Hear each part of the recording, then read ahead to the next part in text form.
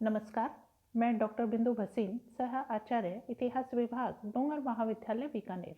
आज मैं MA final के स्टूडेंट्स को पेपर 8 के औरंगजेब की धार्मिक नीति क्या रही, इस पर अपना व्याख्यान दूंगी। मुगल साम्राज्य के उत्थान का एक बहुत बड़ा कारण अकबर महान की उदारता और धार्मिक सहिष्णुता की नीति भी थी, जिसके कारण अकबर को हिंदू जनता का पूरा सहयोग मिलता रहा। यद्यपि जहांगीर और शाहजहां भी अकबर के समान उदार तो नहीं थे, लेकिन उन्हें भी हिंदू जनता की सेवाएं मिलती रही थी। औरंगजेब एक कट्टर सुन्नी मुसलमान था और भयंकर संकट के समय भी नमाज पढ़ना नहीं छोड़ता था। अतः औरंगजेब के सिंहासनारूढ़ होते ही मुगल साम्राज्य की धार्मिक नीति में बड़ा परिवर्तन आ गया। यद्यपि औरंगजेब इस बात को भली भांति जानता था कि वह ऐसे राज्य का बादशाह है जहां हिंदू जनता अधिक है, लेकिन वह इस्लाम का परम भक्त था और हिंदुओं को दबाना और उनके धर्म को नष्ट करना अपना परम कर्तव्य समझता था। सर वुल्जले हेक लिखते हैं कि औरंगजेब एक कट्टरपंथी था जो अपनी बहुसंख्यक प्रजा के धर्म को भ्रष्ट समझता था और यदि संभव हो तो उसे उन्मूलित करना चाहता था। उसके तरीके बहुत बुरे थे। उसने आर्थिक दमन और बलात् धर्म परिवर्तन, पूजा पर नियंत्रण आदि से अपने उद्देश्य को पूरा करने का प्रयत्न किया। औरंगजेब की धार्मिक असहिष्णुता की नीति कुछ बिंदुओं से हमें परिलक्षित होती है, जैसा कि उसने मंदिरों को विध्वंस करना शुरू किया। औरंगजेब पर यह आरोप लगाया जाता है कि उसने हिंदू मंदिरों को तुड़वाया। अपने प्रथम सूबेदारी के काल में उसने गुजरात के नवनिर्मित चिंतामणि मंदिर को ध्वस्त करके उसके स्थान पर उसने मस्जिद का निर्माण कराया था। अप्रैल 1669 ईस्वी में उसने पुनः एक आदेश जारी करके यह कहा कि इस्लाम धर्म के संगठन के आधार पर प्रांतीय अधिकारियों को आदेश दिया कि वह काफिरों के मंदिरों और शिक्षा संस्थाओं को नष्ट कर दे। इस आदेश के पश्चात काशी का विश्वनाथ मंदिर, मथुरा का केशव देव का मंदिर, जो कि जहांगीर के शासनकाल में वीर सिंह बुंदेला ने निर्मित किया था, और सोमनाथ का मंदिर, उदयपुर, बीजापुर, जोधपुर, कूच बिहार, उज्जैन, महाराष्ट्र के मंदिरों को ध्वस्त कर दिया गया। मथुरा नगरी सदैव से क्रूर मुस्लिम शासकों का शिकार रही, अतः औरंगजेब ने मथुरा के केशव देव के मंदिरों को ध्वस्त किया। मथुरा का नाम इस्लामाबाद रखा गया। उसने अंबर के सभी हिंदू मंदिरों को तुड़वा दिया।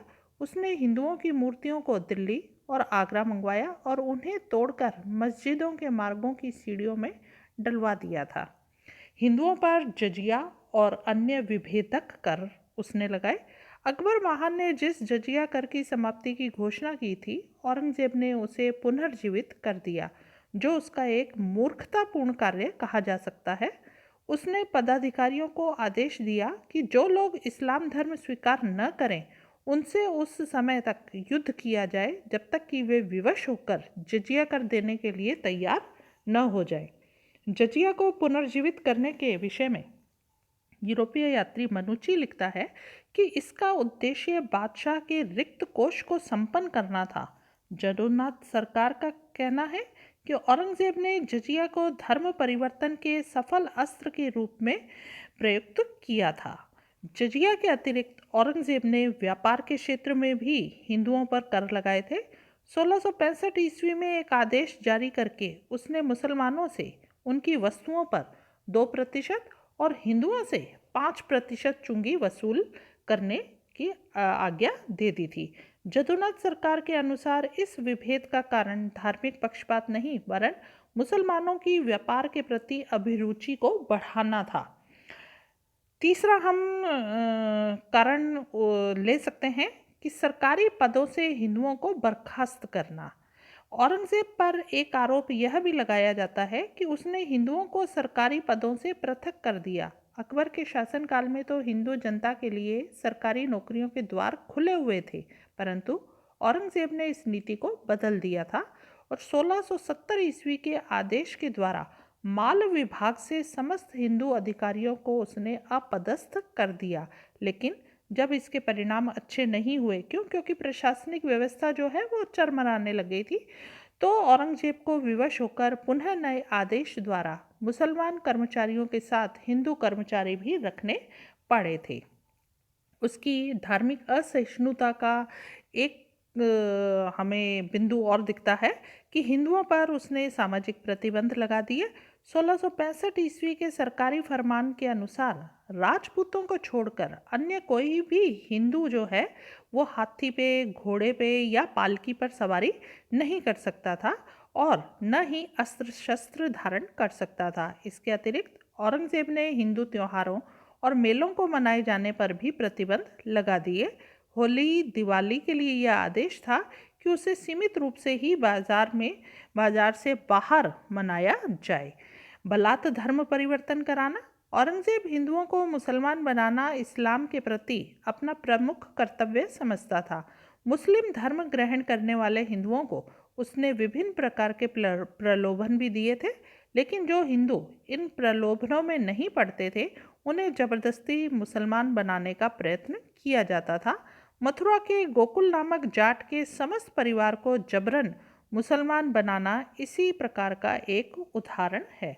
औरंगजेब की जो कहते हैं धार्मिक असहिष्णुता इन सब मुख्य बिंदुओं से परिलक्षित होती है। तो औरंगजेब की ये जो कट्टर धार्मिक नीति थी उसके परिणाम भी बड़े ही कष्टकारी और दुष्प्रभावी रहे हैं, जिसमें हम कह सकते हैं कि सबसे पहले मथुरा के जाट कृषकों का विद्रोह हुआ 1669 ईस्वी में। सबसे पहले आगरा के आसपास निवास करने वाले जाटों ने गोकुल की अध्यक्षता में विद्रोह का झंडा खड़ा किया था, जिसके लिए बहुत सीमा तक तत्कालीन फौजदार अब्दुल नबी खां जिम्मेदार था। उसने औरंगजेब के आदेश पर हिंदू जनता पर अनेक अत्याचार किए थे और सुप्रसिद्ध केशवदेव के मंदिर को ध्वस्त करके उसके अवशेषों पर विशाल मस्जिद का निर्माण करवाया था। अतः जाटों ने अब्दुल नबी खां को मौत के घाट उतार दिया। तो औरंगजेब ने तुरंत हसन अली को मथुरा का फौजदार नियुक्त किया। जाटों के नेता गोकुल को गिरफ्तार करके उसका वध कर दिया गया और उसके परिवार वालों को बलात् मुसलमान बना दिया गया। अतः मथुरा में शांति स्थापित हो गई थी। लेकिन मुगलों की दमनकारी नीति से परेशान होकर 1698 ईस्वी में एक बार पुनः जाटों ने राजा राम के नेतृत्व में मुगलों के प्रति विद्रोह किया था। औरंगजेब ने इस विद्रोह को भी बर्बरतापूर्वक कुचलकर राजा राम का भी वध करवा दिया था। लेकिन इसके बाद भी जाट चुप नहीं रहे। वे राजा राम के पुत्र चूड़ामणि के नेतृत्व में मुगलों से अंत तक लड़ते रहे थे। उसकी धार्मिक नीति के परिणाम में एक विद्रोह और हुआ, जो कि था सतनामी संप्रदाय का विद्रोह 1672 ईस्वी में। सतनामी मूल रूप से नारनौल में निवास करने वाले ब्राह्मण साधु थे। ये लोग सादा जीवन व्यतीत करते थे और कृषि और व्यापार से अपनी जीविका चलाते थे। ये मुगल बादशाह की धार्मिक असहिष्णुता की नीति के कट्टर विरोधी थे। सतनामियों के विद्रोह करने के पीछे एक छोटी सी घटना का हाथ था। एक दिन एक सतनामी और मुगल पहरेदार में नारनौल के निकट झड़प हो गई थी, जिसमें सतनामी घायल हो गया था। फलतः सतनामियों की एक टुकड़ी ने मिलकर उस मुगल पहरेदार की खूब पिटाई की और नारनौल की एक मस्जिद को भी क्षति पहुंचाई थी। इस छोटी सी घटना ने विद्रोह का रूप ले लिया था और स्थिति काफ़ी गंभीर हो गई। तो औरंगजेब ने स्वयं सतनामियों के विद्रोह का कार्य अपने हाथों में लिया था और विशाल मुगल सेना सहित सतनामियों पर आक्रमण कर सतनामियों को परास्त किया था। उसकी धार्मिक नीति का एक परिणाम निकला कि सिखों में भी असंतोष की भावना पैदा हो गई। मुगल और सिख संघर्ष का बीजारोपण तो कहते हैं जहांगीर के शासनकाल में ही हो चुका था, क्योंकि शहजादा खुसरो की सहायता करने के कारण जहांगीर ने 1606 ईस्वी में सिख गुरु अर्जुन सिंह का वध करवा दिया था। शाहजहां के समय में गुरु तेज बहादुर सिख गुरु बने थे। औरंगजेब की धर्मांधता की नीति ने मुगल सिख संघर्ष के बीच को और अधिक पल्लवित कर दिया था। गुरु तेग बहादुर ने आनंदपुर को अपना मुख्य केंद्र बनाया और औरंगजेब की हिंदू विरोधी नीति का विरोध किया था। औरंगजेब ने एक सेना सिखों के दमन हेतु भेजी। गुरु तेग बहादुर पकड़ लिए गए थे और दिल्ली लाकर उन पर इस्लाम धर्म स्वीकार करने के लिए जोर डाला गया था। उनके इनकार करने पर 1675 ईस्वी में उनकी हत्या कर दी, यानी कि उनका वध कर दिया गया। गुरु तेग बहादुर की हत्या से सिखों की क्रोधाग्नि जो थी वो और अधिक बढ़ गई थी। उन्होंने तेग बहादुर के पुत्र गुरु गोविंद सिंह के नेतृत्व में गुरु तेग बहादुर की मृत्यु का बदला लेने का दृढ़ संकल्प लिया। अतः अब सिख जाति एक सैनिक जाति में परिवर्तित हो गई थी। गुरु गोविंद सिंह ने साहस और उत्साह के साथ मुगलों का सामना किया था। आनंदपुर पर मुगलों का दबाव निरंतर बढ़ता गया। मुगलों से युद्ध करते हुए गुरु गोविंद सिंह के 2 पुत्र भी मारे गए और 2 पुत्रों को बंदी बना लिया गया, जिन्हें 1705 ईस्वी में दीवार में जिंदा चिनवा दिया गया था। औरंगजेब के इन अत्याचारों से भी सिखों का विद्रोह शांत नहीं हुआ। अंत में विवश होकर औरंगजेब गुरु गोविंद सिंह से संधि करना चाहता था, लेकिन 1707 में औरंगजेब की मृत्यु हो गई और औरंगजेब की मृत्यु के बाद भी यह संघर्ष जारी रहा और अंत में मुगल साम्राज्य के पतन में सिखों का कहते हैं महत्वपूर्ण योगदान रहा। प्रोफेसर हरिशंकर श्रीवास्तव ने मुगल शासकों की धार्मिक नीति पर प्रकाश डाला है। उनके शब्दों में हम कह सकते हैं कि मुगल सम्राटों की धार्मिक नीति 3 कालों में विभाजित की जा सकती है: 1526 से 1556, 1556 से 1657 और 1657-58 से 1707 ईस्वी तक। प्रथम काल में तो कहते हैं सल्तनतकालीन धार्मिक नीति का अनुकरण होता रहा। दूसरे काल के प्रारंभ में अकबर ने धार्मिक स्वतंत्रता और सहिष्णुता की नीति प्रचलित की, जो कुछ परिवर्तनों के साथ उसके पुत्र और पौत्र के शासनकाल तक चलती रही।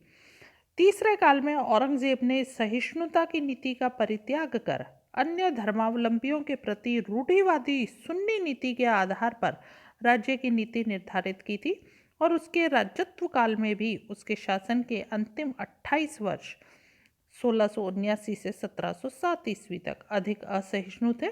इस परिवर्तन ने पूरे मुगल साम्राज्य को हिला दिया, जिससे विकेंद्रीकरण की शक्तियों को बल मिला और मुगल काल का गौरव तथा श्री समाप्त हो गया। धन्यवाद।